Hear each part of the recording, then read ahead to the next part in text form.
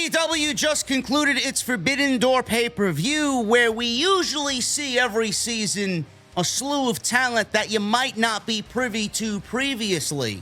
One of those talents that everybody was really taken by was Stephanie Vaquer. She wrestled Mercedes Mone for the TBS and New Japan Strong Women's Championship. Widely praised for her performance against Mercedes Mone, one of the biggest stars in the history of women's professional wrestling. The report was that WWE and AEW were very interested in her services, but that story didn't really go anywhere because she had significant time left on her CMLL contract. Now, all of a sudden, as of yesterday, Wednesday, Stephanie Vaquer leaves CMLL. She drops all obligations to New Japan Pro Wrestling. Shawn Michaels is tweeting out, "Welcome to the family," and Stephanie Vaquer is reporting to Orlando and will be on NXT in the coming months. What exactly happened? I thought AEW was interested in Stephanie Vaquer. I thought she had significant time left on her CMLL contract. All of a sudden, WWE swoops in like a hawk and they get their prey. I don't really understand what happened here. I could tell you what happened here, and I could tell you that WWE, though they want to come off with this perception that they now want to play with other people and they want to invite others into their sandbox, it's still the same old WWE, whether you like it or not. We'll talk about it right here on Off the Script. Also, WWE may be adding a new camera angle to their overall great production changes, this time including referee cams. And we got No Mercy coming back for NXT. Where is that going to fit into the hot NXT program right now? We got all this plus so much more right here on OTS. Let's obviously address the biggest story here, and that is Stephanie Vaquer. Most of you might not know who she is. I didn't know who she was before Forbidden Door, but I'm glad I do now. There was a recent report that suggested that Stephanie Vaquer was set to leave CMLL with interest from WWE and AEW. A new report claims that she actually had significant time left on her current CMLL contract. According to Lucha Blog, the length of the current CMLL Women's World Champion's contract, yes, she was the Women's World Champion, is not expected to matter much, as the promotion has granted permission to other wrestlers in the past if they receive a big offer from an American promotion, whether that's TNA, AEW, and obviously WWE. The blog also noted, this is what stood out to me in this report that was literally 2 days ago, noted that Vaquer has a lot of loyalty towards CMLL, but the promotion won't be able to match what AEW and WWE could offer. I didn't know who Stephanie Vaquer was before Forbidden Door. Obviously, wrestling Mercedes Mone, all eyes, the world was going to be on what that match was going to be like. All eyes were on Mercedes. All eyes are going to be on Mercedes anyway because she commands that type of attention. But furthermore, all eyes are going to be on Mercedes because this is legitimately her comeback from over a year being out with a devastating injury that she said could have ended her career. So obviously everybody was going to keep an eye on what Mercedes was going to do in that match to see if she can regain that magic of old. And a lot of those eyes, I'm assuming, were eyes from WWE, who probably didn't know anything about Stephanie Vaquer either. They probably knew of her existence and what she was about. But I don't know if there was really any interest in Stephanie Vaquer at that point. I don't. WWE, all of a sudden, as of yesterday, swoops in and has signed Stephanie Vaquer to a WWE contract. This was updated throughout the day. Now, this was originally from Fightful. I'll read the original report, I'll read the update, and I'll read the latest as of this morning. Vaquer has elected to remove herself from the CMLL and New Japan Pro Wrestling rosters, citing personal reasons, and as a result has been stripped of the CMLL World and Tag Team titles per their official account.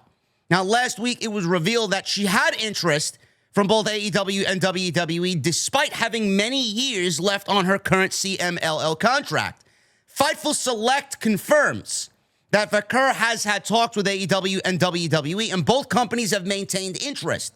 As things stand, Fightful confirmed that she's not signed with AEW or closing in on a deal there, though there was interest conveyed.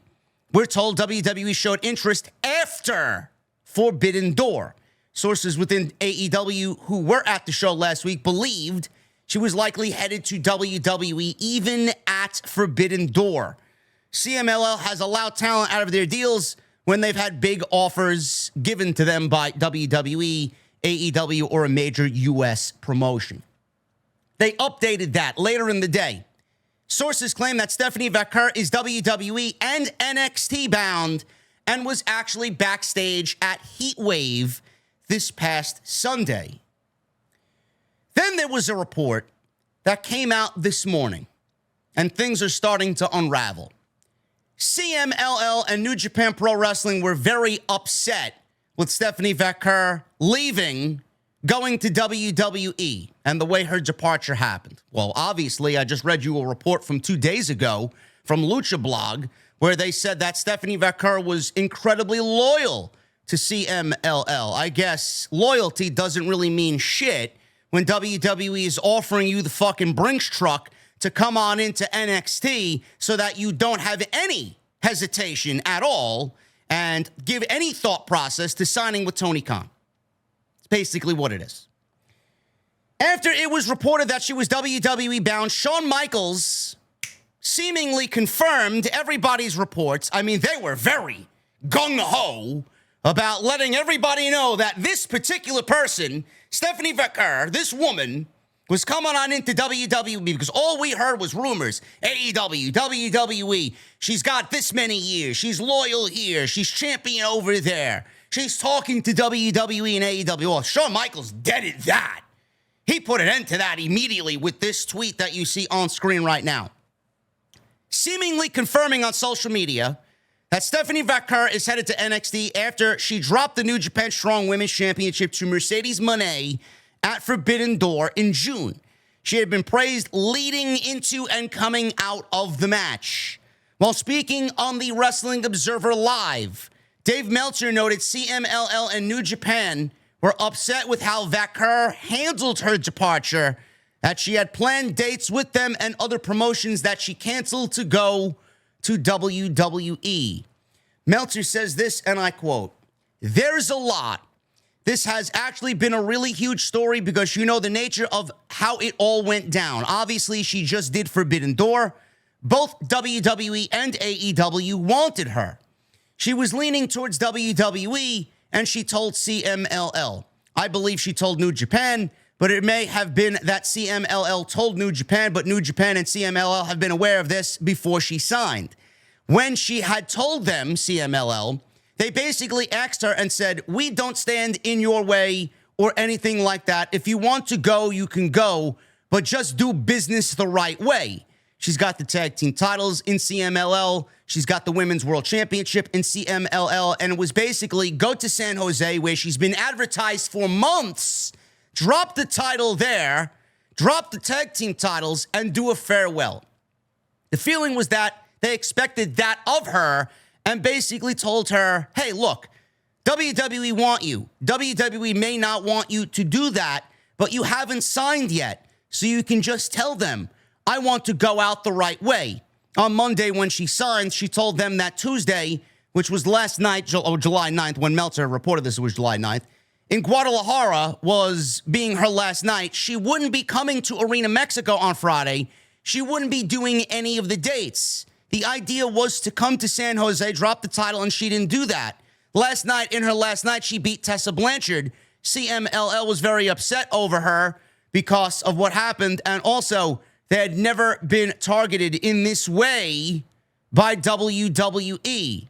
Meltzer recalled WWE signing Mystico and Alberto Del Rio in the past, but not in the same manner as they got to finish up their committed CMLL dates and do it in the right way.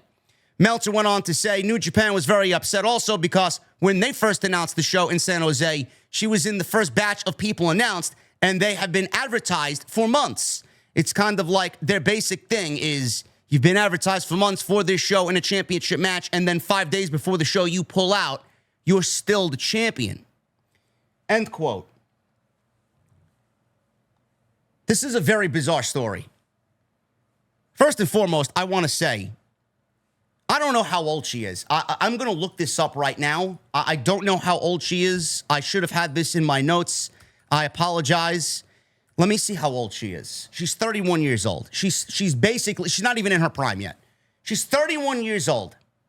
She had a tryout with WWE in 2017 or 2016, 2017. She obviously was not the level of performer there in 2016 as she is now. For all we know, this has been her lifelong dream. For all we know, she wanted to be in WWE, and this was something that she was going to work towards. And the opportunity came to her. She took it, and she's not looking back. First and foremost, I want to say, if an opportunity like that happens in your life, if an opportunity happens like that in your career where you want to be playing for the A team, and it's been a lifelong dream to get there, and if it happens at whatever point in your career. You want to work your way there? Fine. That's a great goal for everybody to have. But if it's presented to you and it happens earlier than you anticipate, and it could happen, and you get the opportunity to go there, you take the fucking opportunity. No ifs, ands, or buts. But you do the right thing. Clearly, CMLL and New Japan were going to allow this woman to go and do whatever she wanted. They told her, as per Meltzer says, we are not going to stand in your way. All we ask of you is to do business. Do things the right way. We gave back to you. We appreciate if you give back to us. You hold our championships, go out the right way, and do what you need to do and pass the torch on to whoever is going to be your successor after this departure. Don't know why she didn't do that. I don't really know. She can only answer those questions. I didn't know who Stephanie Vaquer was before Forbidden Door, nor did I care. I saw Stephanie Vaquer wrestle Mercedes Mone at Forbidden Door, and I was immediately interested in what she was, who she is, what she brings to the table. I said it on my Forbidden Door post show that night. When that woman is ready for national exposure, when that woman is ready for television here in North America, I will be ready and waiting. She actually wrestled better than Mercedes. She looked better than Mercedes. And Mercedes obviously is going to have more eyes than anybody else in that promotion when she does something in the ring, because a lot of people are looking for her to fail. Let's be real. And WWE is obviously, don't fool me, you ain't going to get this one past me. WWE would love to have Sasha Banks back. They didn't want to let Sasha Banks go in the first place. So WWE is going to keep an eye on everything that Sasha Banks, Mercedes, is doing, because eventually AEW elitists, she's going to end up back over there. And this is a foregone conclusion. She will retire in WWE. This is just her, I want to do what I want to do phase, but I'm going to go back home eventually because I want to settle unfinished business and I want to be inducted into the Hall of Fame. You know that's going to happen. All eyes from that company are going to keep a very close eye on what she does, and that also includes who she's going to be in the ring with, because the first order of business from Mercedes was, I want to start another revolution. I want to bring women's wrestling to a greater stage, and that's what she is doing. So, based on what happened here, I guess Mercedes' mission statement is already in full effect. I wish WWE would send Mercedes a fucking scouting bonus or something for opening everybody's eyes to Stephanie Vaquer. WWE did not have any interest in Stephanie Vaquer before Forbidden Door. I don't give a fuck what SAP says. I don't give a shit what PW Insider says. I don't give a shit what Lucha Blog or any of these fucking Mexican websites, Chilean websites, Japan website. I don't give a shit what they have to say. There was legitimately zero interest in Stephanie Vaquer before Forbidden Door. After she was widely praised for her performance, then WWE said, hey, how can we fuck the system up? How can we get under Tony Khan's skin even more so, because it's one of our, hobbies, It's one of our extracurricular activities, man. We love getting under Tony Khan's skin. How can we steal this woman away, which we all know he wants, as he continues to build his women's division better than any other time in AEW history? How do we take her away? That's exactly what they sought out to do.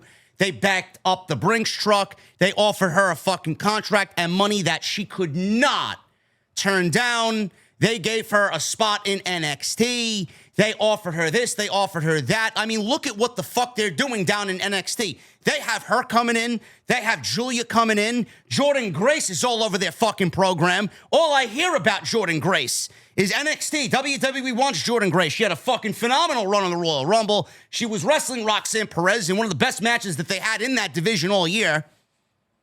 Of course they want Jordynne Grace. They want to rebuild their women's division the way that it used to be in the old black and gold NXT. And my God, man, if you're bringing in Stephanie Vaquer and Julia, and then you're going to add Jordynne Grace on top of everybody else that's already coming into development down there, I mean, you're looking at a renaissance of women's wrestling in NXT where basically the revolution got started.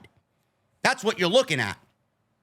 WWE had zero interest in this woman before Forbidden Door. That Forbidden Door match opened up opportunities for her well ahead of any other time that she had anticipated.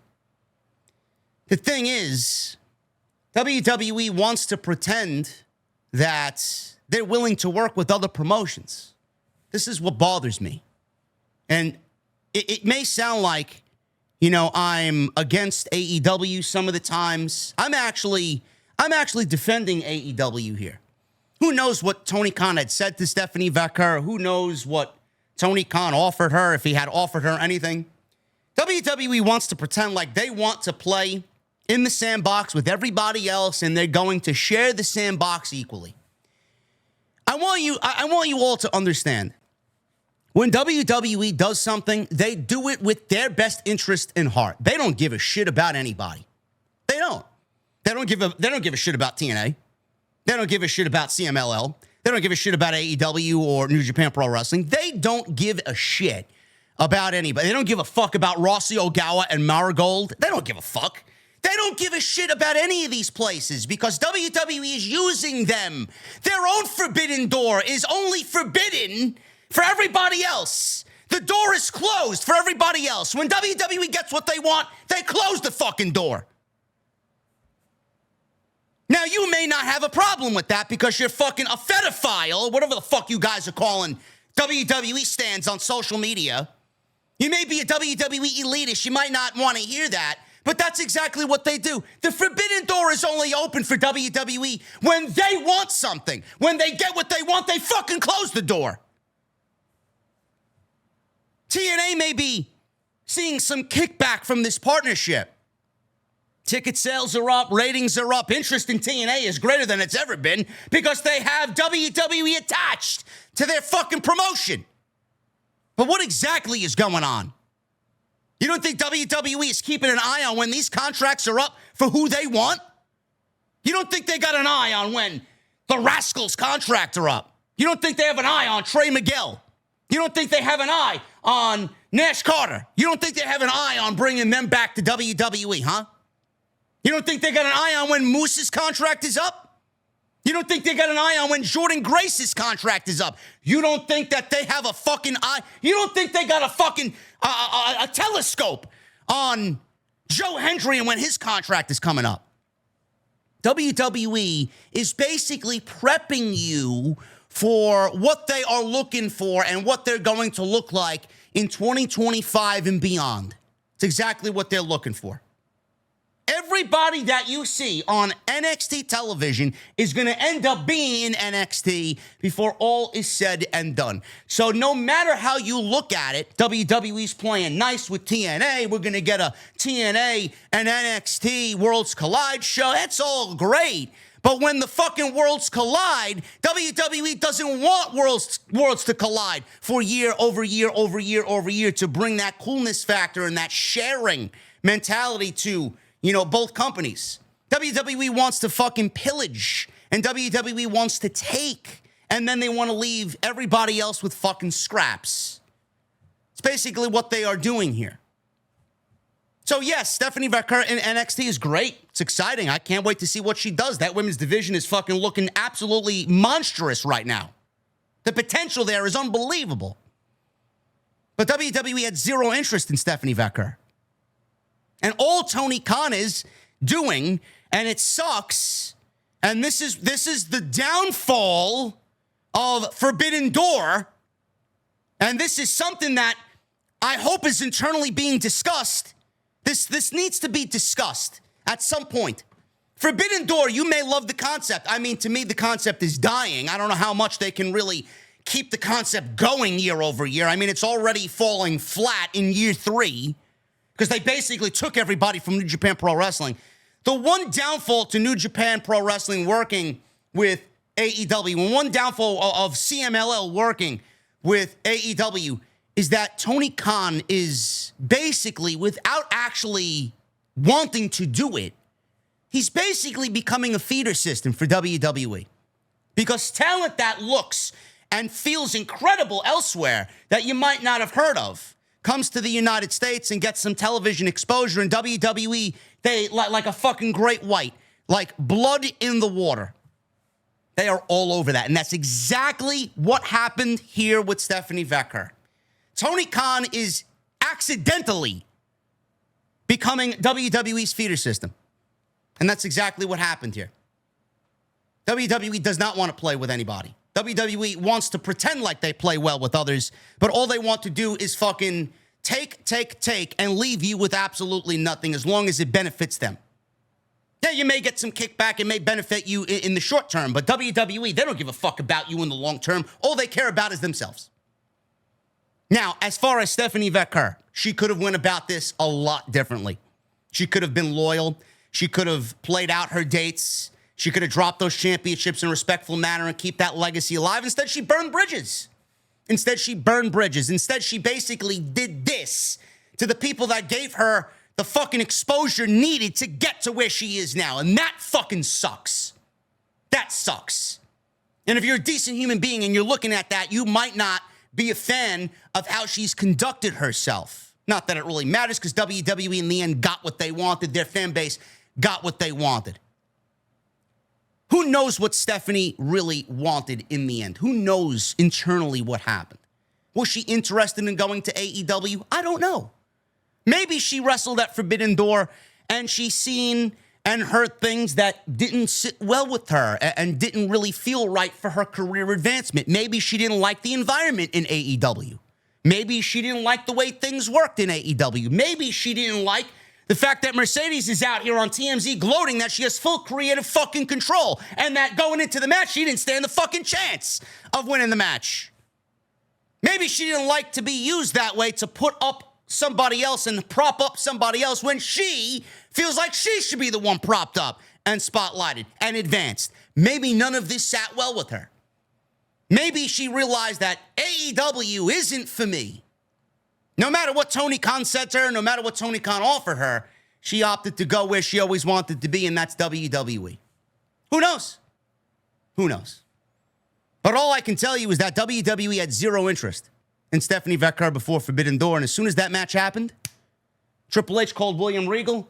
He said, William, bro, listen, I need you to tell me who exactly this Stephanie Vaquer is, where she's from, how we can get her here, and I'm going to talk to Ari Emanuel, whatever his name is, Ari Emanuel. I'm going to talk to Nick Khan. I'm going to talk to the big guys, the big guns. I'm going to see how much budget we got to see if we can bring her on in and lure her away from that four-eyed geek, Tony Khan. All I have to say is I'm excited about it. Things could have been done a little bit differently. And the fans on social media, man, you guys are fucking unhinged, absolute fucking psychopaths. Because a lot of people who did not even know who she was are now all of a sudden throwing ticker tape parades on social media. All the people that criticized her, who is she? Another no name. She sucks. She's a cosplay Rhea Ripley, a wish. Make a wish Rhea Ripley. Or whatever the fuck you guys were saying on social media. Now all of a sudden you're fucking out here throwing parades like you won the fucking World Series. Oh yeah, we took another one away from Tony Khan. I love Stephanie Vaquer. She's great. Oh man, I've watched her for years. Meanwhile, you all heard about her as of fucking 24 hours ago. Don't bullshit me. Can't we just keep it normal on social media? Is that so much to ask? You didn't have a fucking clue who she was, just like I upfront admitted I didn't know who the fuck she was before Forbidden Door. Glad I do now. NXT is really pushing me to start watching weekly again and start covering the show weekly if they keep bringing in fucking talent like this, because this reminds me of what they did back in Black and Gold. They're going back to what made them special. Bring this talent that's unearthed and bring them to the national spotlight and build the developmental system around these men and women. That's what made Black and Gold special. Give them that WWE shine, that WWE production, that WWE polish. She might not know English. Neither does Julia. WWE is going to get them on track quicker than you can think. And NXT is going to have probably some of the best women in the entire industry working in their developmental system. I'm excited to see where it goes. But man, oh man, this was a bizarre fucking story. All of this legitimately happened out of nowhere.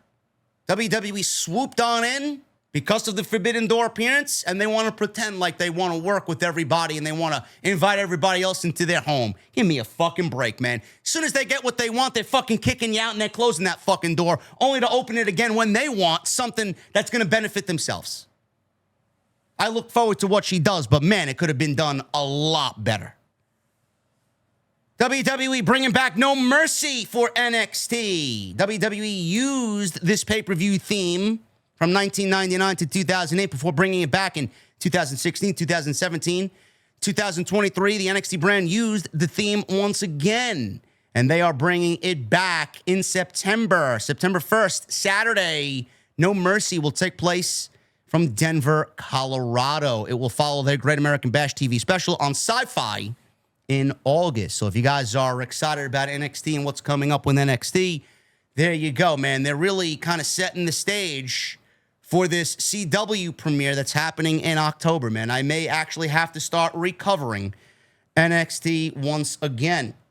And WWE may be adding a ref cam soon to their overall production value, man. WWE's production has taken a huge increase in spotlight and just up the ante big time since Kevin Dunn stepped down and Lee Fitting was brought in. WWE right now, production is on point. They're making changes to make it even better week over week. They're making more money than ever, and the interest in the promotion has not been this hot for decades. And as the promotion is heading towards Netflix in January, SmackDown moving from Fox to the USA Network, and NXT leaving USA for CW, WWE wants to keep this momentum going. One idea for production could give fans a look even closer to the in-ring action. Sean Ross Sapp of Fightful Select reported that another element discussed as of late has been the utilization of a ref cam, which could make its way onto screen very soon. WCW previously utilized the Refer Eye cam during the early 1990s. This has been used in other sports, including MMA. During the peak of the Pride days, WWE is fresh off its Money in the Bank pay-per-view, or PLE, and Heatwave PLE, both highly praised shows. So they're looking to up the ante with production, whatever sets them apart from something else or someone else. I love it, man. WWE's production has been fun to keep a track of and keep an eye on, man. They're always adding something, whether it's someone's entrance or look back into Gorilla, the panning camera shots over the ring, the aerial cams, Jey Uso doing the yeet in different sections of the arena, man, as they follow him from the concessions. Everything is so great as far as production, man. Adding that could be a cool element.